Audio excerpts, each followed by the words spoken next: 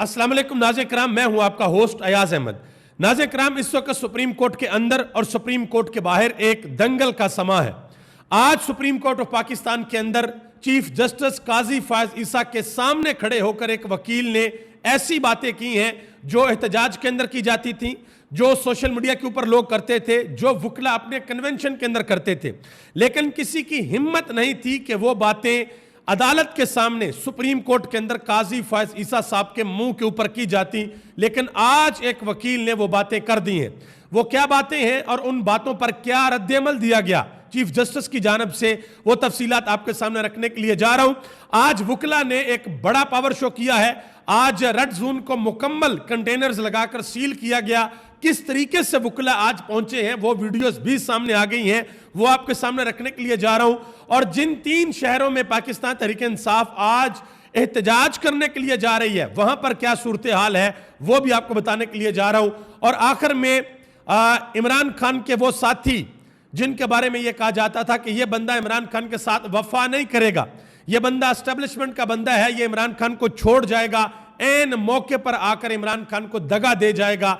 आज उस बंदे ने दोबारा इमरान खान के साथ डट कर खड़े होने का ऐलान किया है और बड़ी अहम बातें की हैं। जनाब मोहतरम परवेज इलाही जो कि पाकिस्तान तहरीक इंसाफ के सदर हैं, उन्होंने आज बड़ी अहम बातें की हैं, वो भी आपके सामने रखने के लिए जा रहा हूं। आगे बढ़ने से कबल आपसे गुजारिश करूंगा कि वीडियो को लाइक कर दें और चैनल को सब्सक्राइब कर लें। और मेरे उन तमाम दोस्तों का बेहद शुक्रिया जिन्होंने हमारे यूट्यूब चैनल को सब्सक्राइब किया। तो सबसे पहले नंबर पर आज सुप्रीम कोर्ट ऑफ पाकिस्तान के अंदर जो हुआ, पहले वो बताता हूं कि अंदर क्या हुआ, फिर वकला ने जो बाहर बातें की हैं उन्होंने क्या कुछ कहा वो आपके सामने रखता हूं। और फिर जो 63A की आज समाअत हुई है, बैरिस्टर अली जफर ने आज दलाइल दिए हैं, क्या क्या इस्तदा उन्होंने अदालत के सामने रखी और काजी साहब ने उनकी कौन सी इस्तदा मानी और कौन सी नहीं मानी, ये तमाम तर तफसीलात आपके सामने रखने के लिए जा रहा हूं।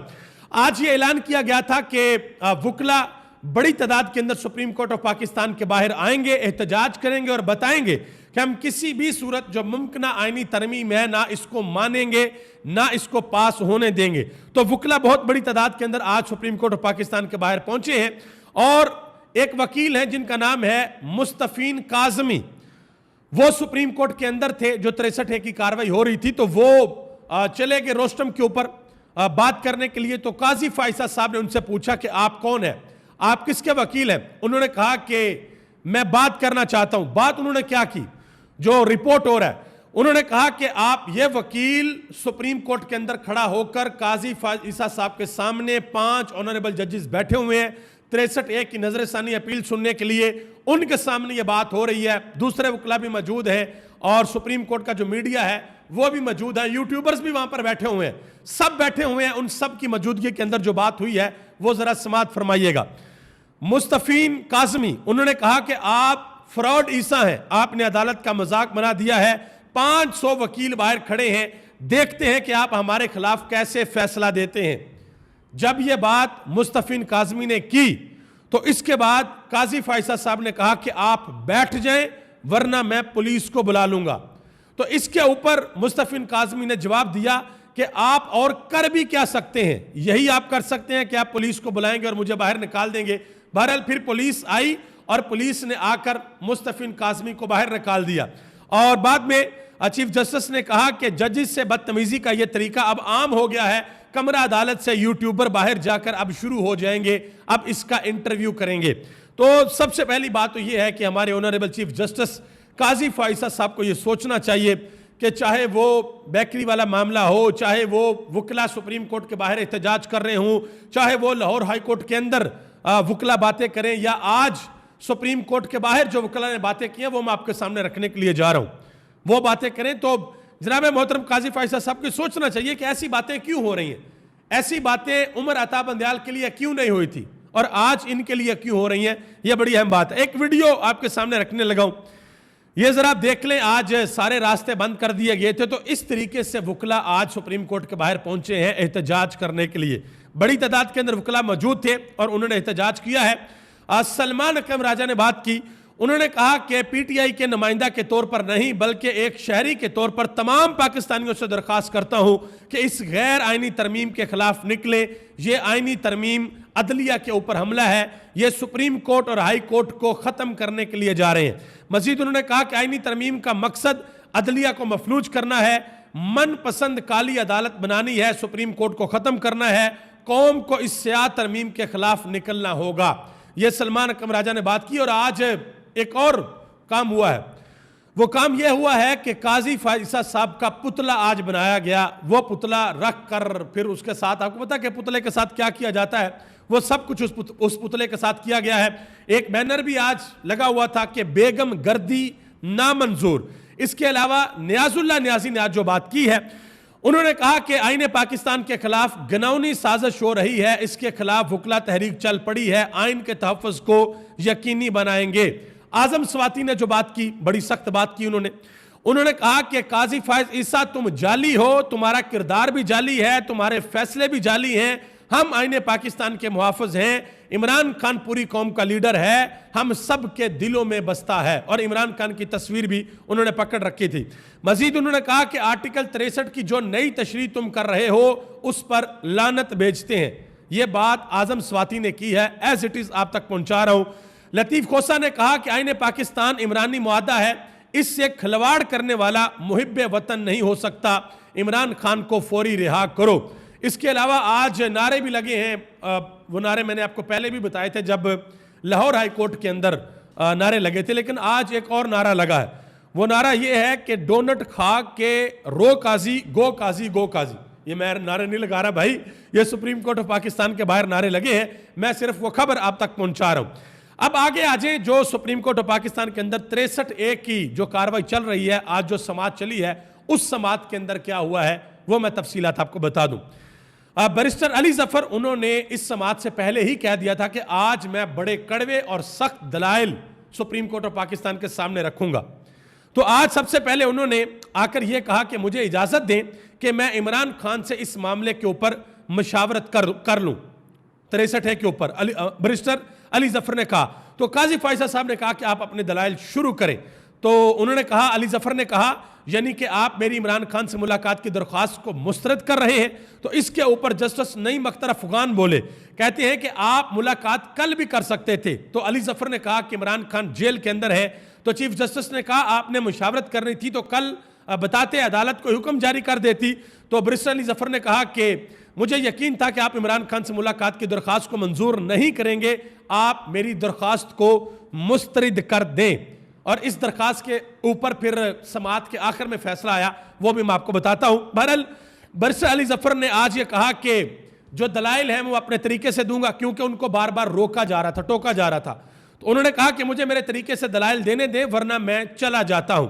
और उन्होंने 5 जजेस का जो बेंच था उसके ऊपर एतराज़ किया कि ये बेंच नहीं बनना चाहिए। तो तमाम जजेस ने उस एतराज़ को मुस्तरद कर दिया।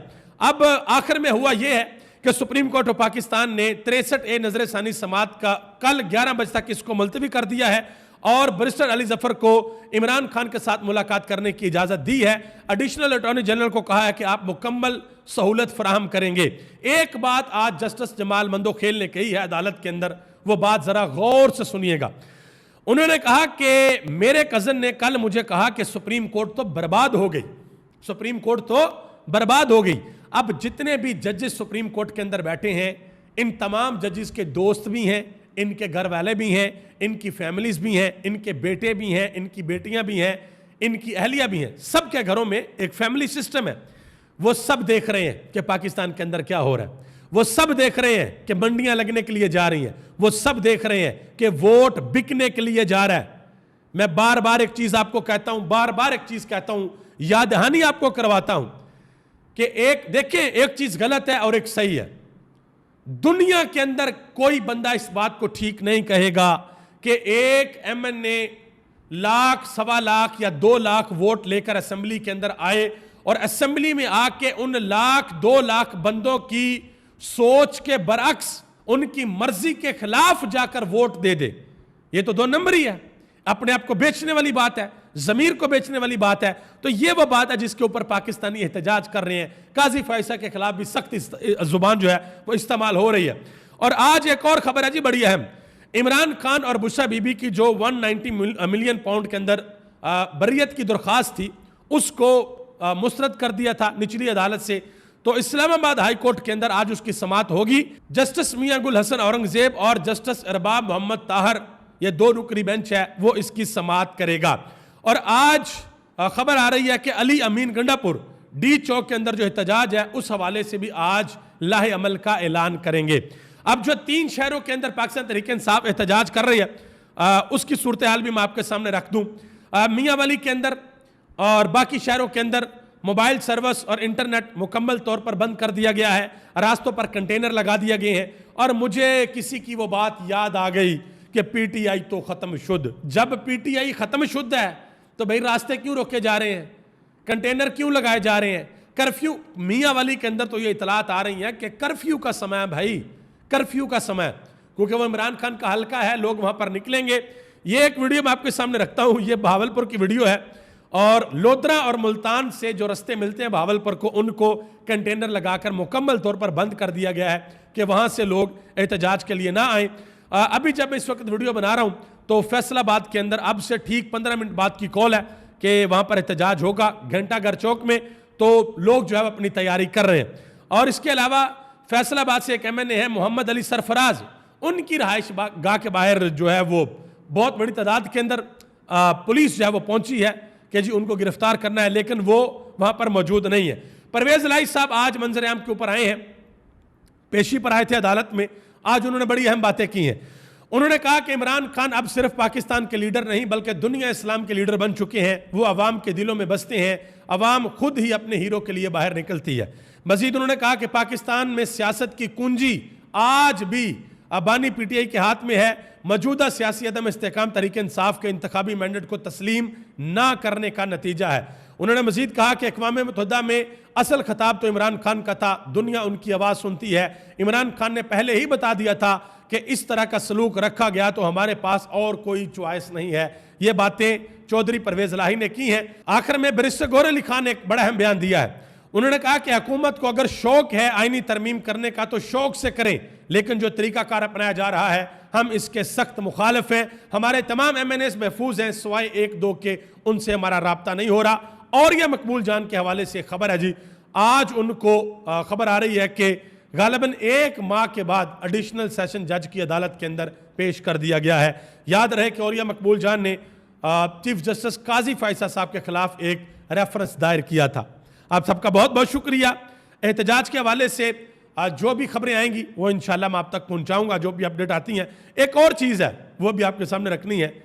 जनाब मोहतरम सुहेल वड़ाइच साहब, उन्होंने एक बात की है अलीना फरूक शेख के शो के अंदर। उन्होंने कहा जी मैं भी रोज़ रात को इनकलाब लाता हूं लेकिन सुबह उठता हूं तो वो नहीं आया होता। ये उन्होंने एक बात की है। यहां पर मैं आपको एक चीज़ बताता हूं। ये हमारे हमसाये में बांग्लादेश के अंदर हसीना वाजिद वो और उसके हवारी, उसका मीडिया जिसको उसने मुकम्मल तौर पर कंट्रोल किया हुआ था, वो भी यही बातें करते थे। कोई मसला नहीं है, नहीं आ सकता बांग्लादेश के अंदर इनकलाब, जो हसीना वाजिद चाहेगी वही होगा। ये ऐसी खतून है जिसका बड़ा लंबा इक़्तिदार है, इसके इक़्तिदार का सूरज गुरूब नहीं होगा, ये हो जाएगा वो हो जाएगा। फिर आपने देखा कि बांग्लादेश के अंदर क्या हुआ। बांग्लादेश के अंदर एक कानून के साथ छेड़खानी की गई थी, वहां से मामला शुरू हुआ था। और पाकिस्तान में तो पूरे आइन के साथ छेड़खानी करने की कोशिश की जा रही है। बहरहाल मेरी दुआ है अल्लाह ताला इस मुल्क पर अपना ख़ास फजल और करम फरमाए, और वो लोग जो मेरे वतन को अंदर से या बाहर से किसी भी किस्म का कोई नुकसान पहुंचाना चाहते हैं, अल्लाह उनके इरादों को खाक में मिला दे। आप सबका बहुत बहुत शुक्रिया। पाकिस्तान जिंदाबाद, पाकिस्तान के अवाम और पाकिस्तान के इदारे पाइंदाबाद।